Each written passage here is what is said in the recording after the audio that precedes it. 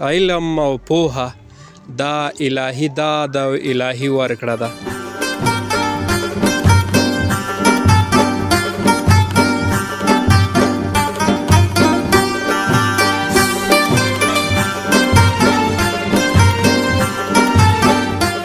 ځمکې پر مخ باندې تر ټولو بهترین ځایونه چې دي هغه کوم ځایونه دي؟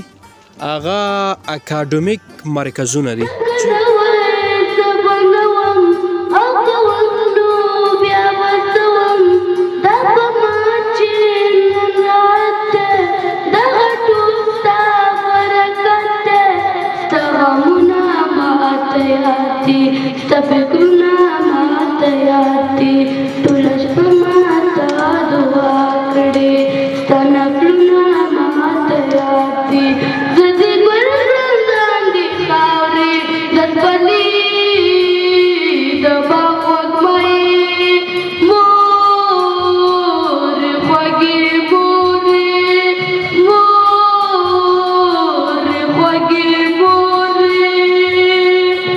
خصوصي ښوونځی دا زموږ د ملګري ممکن تاسې وپېژنئ.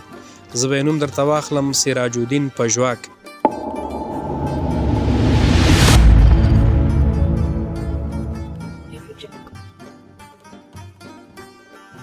درنو هیوادوالو سلامونه، قدر احترام مې ومنئ. هیله ده چې تاسې ټول درانه به راته روغ جوړ خوشحاله او سوکاله یاست.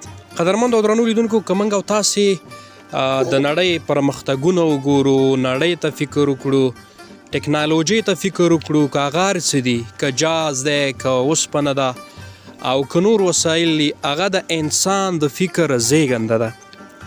یو څه باید ووایم درنو او قدرمندو هیوادوالو چې د ځمکې پر مخ باندې تر ټولو بهترین ځایونه چې دي هغه کوم ځایونه دي؟ هغه اکاډمیک مرکزونه دي، چیرته چې ځوانان روزل کیږي، چیرته چې ماشومان روزل کیږي او چیرته چې پوهه او علم ترلاسه کیږي. لیدونکو، له خوشه بخته باید ووایم چې زموږ او ستاسې په هیواد کې، زموږ او ستاسې په وطن کې د علم او د تعلیم ډیر شوقین شته. ډیر داسې خلک مونږ لرو چې تعلیم یوازینی هدف وي. نو لیدونکو، وخت هم ډیر نه نیسم، راځم خپل اصلي موضوع له. راغلی ما ضیا افغان خصوصي ښوونځي ته، چیرته چې په ګڼه تعداد سره ځوانان، ماشومان او خویندې روزل کیږي. لیدونکو، ممکن تاسې په سوشل میډیا کې یا په ټولنیزو رسنیو کې د ضیا افغان خصوصي ښوونځي په تړاو باندې یو څه لیدلی وي او یو څه اورېدلی وي، خو زه نن عملاً دلته راغلی یم.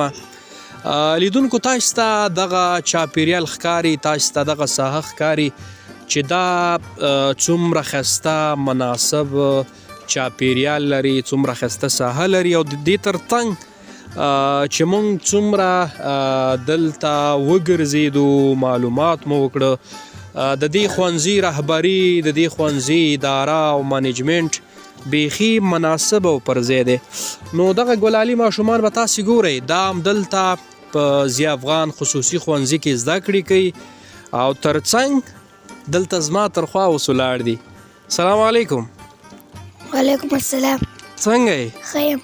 جوړ یې؟ او ما پیژنې؟ او زه څوک یم؟ شامودین شینوار یم. ښه. څنګه یې؟ ښه یم. څوم سیم کې؟ دویم. دویم سیم کې څومه نمره یې؟ دویم یم. ښه. نه که یې نګران ته دې غږ وکړه چې یاد دی درته؟ دویم یم. دویم نمره یې؟ ماشاءالله، ته خو ډېر بااستعداد او تکړه. طبعا چې دویم نمره وي څوک یا په دویم مقام کې وي، هغوی به حتما استعداد لري. کوم مضمون سره دې ډېر شوق دی؟ ریاضي. ریاضي؟ ماشاءالله ماشاءالله. مونږ خو به د ریاضي استاد په تیږو ویشته. په تا ګران دی که نه؟ ګران دی رواني. دلته مې یو بله کوچنی خورکۍ ولاړه ده، له ده سره به یې دوه درې خبرې وکړو، بیا انشاءالله ویډیو پای ته رسو. السلام علیکم. وعلیکم. څنګه یې؟ ښه یم. نوم دې څه شی دی؟ رقیه. روقیه جانې څوم سیم کې دریم دریم سیم کې څومه نمره دویمه نمره دریمه نمره دریمه نمره خاسته څه شی خوښیږي په دې مضامینو کې په درسونو کې ټول دې خوښیږي ټول درته یاد دي خطي نمونه واخلې د کتابونو کتابونه انګلیش ریاضي ساینس کمپیوټر دنیت پښتو آفرین ډیره مننه کور ودان لویه ښځه شي دا راته ووایه چې څنګه د ستاسې استاذه یا استاذ درس څنګه درته درکوي پوهېږئ په که نه پوهېږو ښه او دا چاپېریال څنګه دی دا ساحه څنګه ده مکتب ساحه ښه ده که نه ښه ده خوشحاله یې ښځه ډېر ښه ډېر ښه دغه وروستي ځوانان به هم نه خفه کوو دوی ته به هم ورشو او بیا به له خیره سره ځو څنګه یې السلام علیکم ته څنګه یې تا سره خبرې وکړم که دې سره څوک تکړه دی زه صحیح ده دلته ماله ځای راکړه زه به ودرېږم بیا به تاسو سره خبرې کوم درنو هېوادوالو دغه ورور سره هم خبرې کړو له خیره سره بس بیا به ویډیو راونغاړو السلام علیکم وعلیکم السلام څنګه یې وروره ښه یم ته پخپله ښه یې په خیر یې کراري ده الحمدلله خیر چای دې څښلې او څه رقم چای دې وڅښه شین چې شین چای چای دې ورسره وخوړ چای دې ورسره وخوړ لوبیا آفرین نوشي جان دې ښه څوم سیم کې دریم سیم کې څوم نمره اوله ماشاءالله دا ولې اول نمره شوې دلته خو ډېر شاګردان دي هغوی ولې نه کېږي خپل خوارۍ سره برابر خپل خوارۍ سره تا ډېره خواري کړه که استاد در سره ډېره خواري کړه استاذ هم کړې ده ما هم کړې ده ښه او استادان ناراضي که نه او ټول شکر الحمدلله سرې نو مهرباني وکړئ څه شی وایي تلاوت وکړه أعوذ بالله من الشيطان الرجيم